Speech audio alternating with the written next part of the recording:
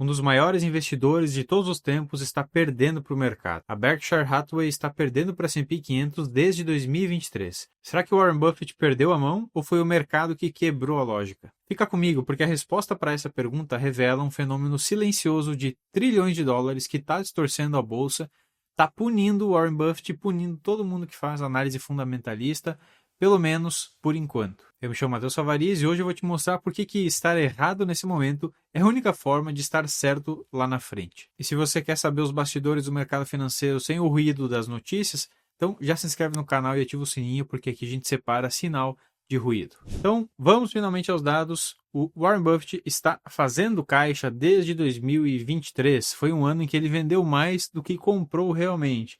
E olha que interessante, essa região aqui foi quando ele começou a fazer um caixa um pouco mais agressivo. Lá para cá o mercado caiu um pouquinho, né? Parecia que ele era um gênio porque já estava vendendo. Mas desde então nós vemos que o mercado vem subindo e ele vem fazendo caixa desde então. Desde essa época aqui o mercado subiu 76% só o S&P 500, né? O índice das 500 maiores ações americanas. E desde então, olha só, o Warren Buffett foi vendendo muitas ações. Isso aqui é o portfólio dele, da Berkshire Hathaway, tudo que ele tem em ações, o quanto que tem em cada uma, percentual do portfólio. O pessoal falou muito que ele começou a vender Apple, né? Mas ainda é 20% do portfólio dele. E aqui embaixo nós temos um número realmente assustador de 381 bilhões de dólares em caixa. Ou seja, ao todo ele tem em ações 315 bilhões e em caixa ele tem mais. Então, mais de 50% de todo o portfólio da Berkshire está em cash, em dinheiro ali, rendendo um Fed Fund, uma taxa de juros americana. Então, ele vende e o mercado sobe e isso faz com que ele performe menos. Nós vemos que desde 2023 ele está com uma performance inferior do S&P 500. A linha azul é o S&P e embaixo a Berkshire Hathaway, o fundo dele, todo o portfólio dele. E veja que o S&P 500 está ganhando de lavada aqui do nosso queridinho Warren Buffett. Por que isso está acontecendo afinal? Isso está acontecendo porque ele decidiu perder para o S&P 500 por enquanto. Essa é a grande razão, ele está tendo paciência. Porque quando ele olha para a bolsa americana, para o preço das ações, ele olha e não compactua. Olha, não vale o preço que eu tenho que pagar. Eu não vou compactuar só porque está subindo.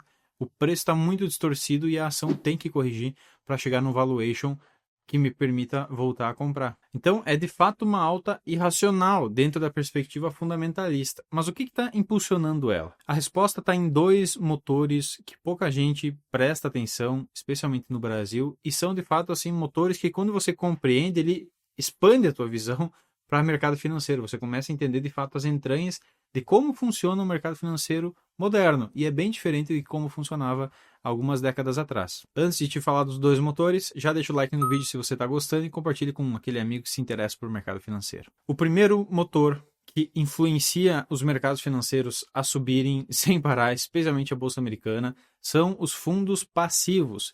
Diferente de um fundo de investimento onde o gestor tem ali a sua discrição para poder operar e eu quero comprar tal ação, quero vender tal ação, que é o caso do Warren Buffett, né? A Berkshire Hathaway tem essa liberdade para escolher onde alocar o seu dinheiro. O fundo passivo não funciona muito bem assim. Os fundos passivos, eles recebem uma enxurrada de dinheiro e eles simplesmente compram tudo sem ligar para preço e valor. Um fundo passivo não vai olhar para a ação da Apple e avaliar, nossa, ela está muito cara neste momento, é melhor não comprar tanto. Ele só vai comprando tudo de uma vez automaticamente. É o caso dos fundos de aposentadoria nos Estados Unidos, como o 401k.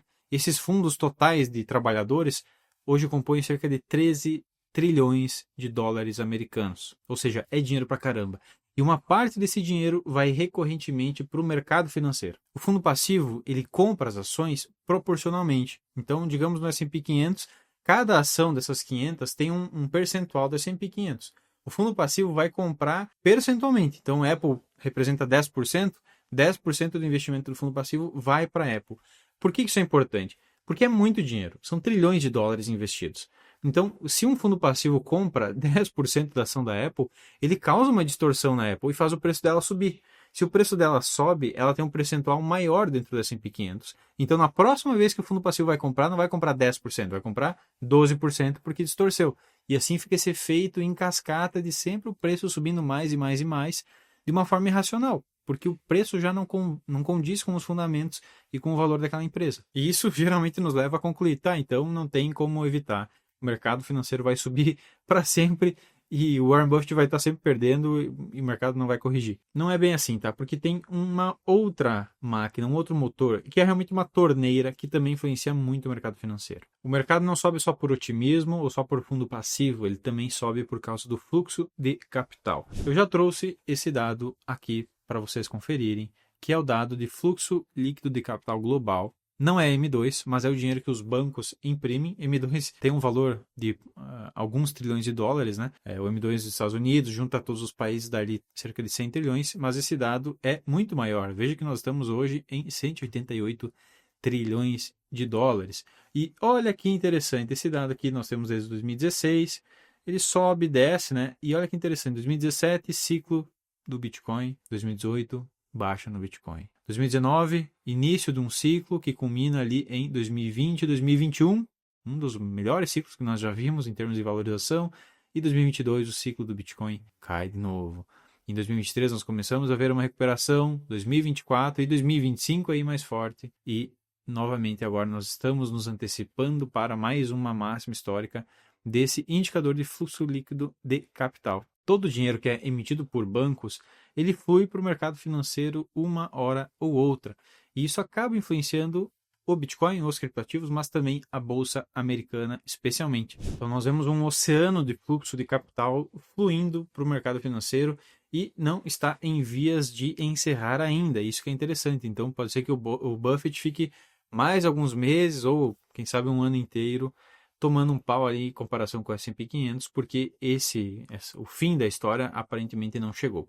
Quando que o jogo vira? Essa é a verdadeira questão. Quando que o Warren Buffett vai voltar a ganhar dinheiro acima do S&P 500? Em primeiro lugar, quando o fluxo de capital virar. Então, quando de fato os bancos começarem a fechar as torneiras, e aí cai o valor de todo o fluxo global de capital, e esse dinheiro para de fluir para a economia, para o mercado financeiro, e nós vemos as ações recuperando, né? Recuperando não, ao contrário, corrigindo e voltando ao patamar saudável. Isso não tende a acontecer agora, mas isso pode acontecer sim em 2026, mais provavelmente em 2027, porque nós temos aqui Fed, né, começando a esquentar as impressoras.